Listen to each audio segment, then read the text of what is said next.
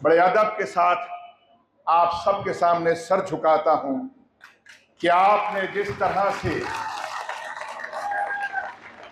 कांग्रेस की शान में जो कांग्रेस का परचम उठाकर आपने साबित किया कि वो कौम मिल्लत के वो लोग जिन्होंने सारे हिंदुस्तान में ये तय किया था कि अगर हम घर से निकलेंगे तो हमारा एक एक वोट कांग्रेस को जाएगा, आपने उनके साथ शाना बशाना कंधे से कंधा मिलाकर चले और आपने वो कोई कसर नहीं छोड़ी। मेरे भाई ने कहा कि जैसे सब लोग आप राज बब्बर का साथ दिया है, वैसे आने वाले विधानसभा में भी आप ऐसा ही देना। मैं तरहीन करूंगा, इसमें मैं थोड़ी सी इसमें कोशिश करूंगा कि आप जरा इसको हल्का सा सुधार लें। जो घर से निकले वो कांग्रेस के लिए निकले और जो घर से नहीं निकल पाए, अब हम मुझसे गलती हुई, आप उनको निकाल के बाहर ले आए। और कांग्रेस का, क्योंकि आने वाली कांग्रेस की सरकार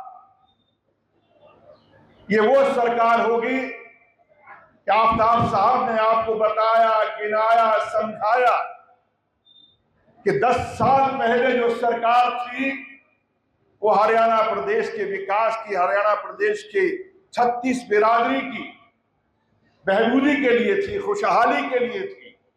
चाहे वो पीने के पानी की योजनाएं रही हो, चाहे मेडिकल हॉस्पिटल रहे हो, चाहे शिक्षा के संस्थान रहे हो। लेकिन आज 10 साल में इस प्रदेश का क्या हाल हुआ? 10 साल के अंदर इस प्रदेश के अंदर जहां जो पानी की योजना थी वही के वही रह गई।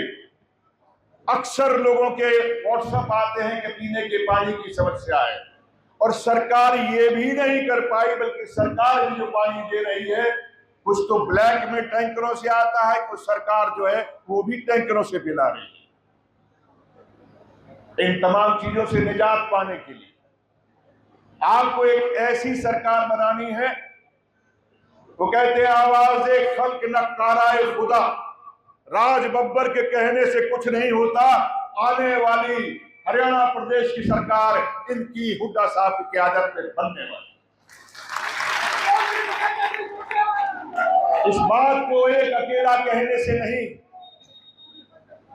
जब ये खल्क तैयार है, 36 बिरादरी तैयार है, व्यापारी तैयार है, शिक्षक तैयार है, नौजवान तैयार है, महिला तैयार है, हर शख्स ये चाह रहा है कि दोबारा से ये फलता फूलता हरियाणा प्रदेश एक बार फिर से खड़ा हो जाए अपने पांव पर, और उसके लिए हुड्डा साहब की तरफ नजर लगाए हुए।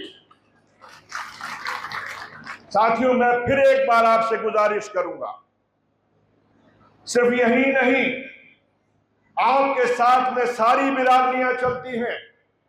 यकीन मानिए, मैं बूथों पर बता सकता हूं आपको कि मेवात के हिंदुओं ने भी कांग्रेस पार्टी को वोट दिया है, चाहे कम दिया हो, लेकिन अगर किसी के 100 में से 60 आपको मिला है, 40 बाकी लोगों को मिल गया। इसलिए अपनी कुव्वत को, अपनी ताकत को, अपनी मोहब्बत को पहचानो। लोग नफरत से आजिज आ चुके हैं। लोग चाहते हैं कि मोहब्बत बरसे, मोहब्बत हो चारों तरफ, लोगों के जहन के अंदर खुशहाली हो, एक भय ना हो, एक डर ना हो, ताकि लोग यहां पर खुशहाल होकर जी सके, उनका बिजनेस, उनका धंधा यहां पर पनप सके। मैं आपसे दरख्वास्त करूंगा, पड़ोसी कोई भी क्यों ना हो, हाथ पकड़ के ले आना। गांव के उस छोर पर भी बैठा हो अंत में, तब भी उसको पकड़ के ले आना, लेकिन इस सरकार को बना लेना। ये मत सोचना कि हमारी जिम्मेदारी सिर्फ कौम मिल्लत तक है।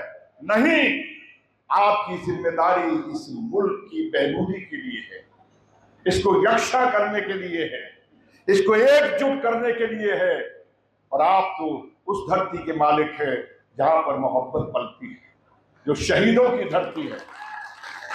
आपने, आपके बुजुर्गों ने तो यहाँ की इस धरती के लिए आपने मजहब को दूर कर दिया, मजहब वालों को दूर कर दिया, लेकिन इस मुल्क की, इस धरती की हिफाजत करने वालों का साथ दिया। इसलिए मैं आपसे एक बात फिर गुजारिश करता हूं, मैं ज्यादा बात नहीं कहूंगा। मेरा जो अनुभव है हरियाणा के लिए, वो बस इतना ही कह सकता हूं कि मैंने यहाँ पर कुछ लोगों को, जिनको हरियाणा में लोगों के बीच में जाते हुए देखा, लोगों को के बीच में चलते हुए देखा, उनके बीच में रास्ते बनाते हुए देखा, उसका नाम है भूपेंद्र सिंह हुड्डा। मैं दुआ करता हूं मालिक कि हमारे प्रदेश को एक ऐसी क़यादत दे, ऐसा नेता दे कि आने वाले कल में चिरंजीवी ये व्यक्ति, चिरंजीवी ये शख्सियत हमें हमेशा अपनी क़यादत देता रहे। आप सबका बहुत बहुत शुक्रिया, नवाजिश कि आपने मुझे सुना।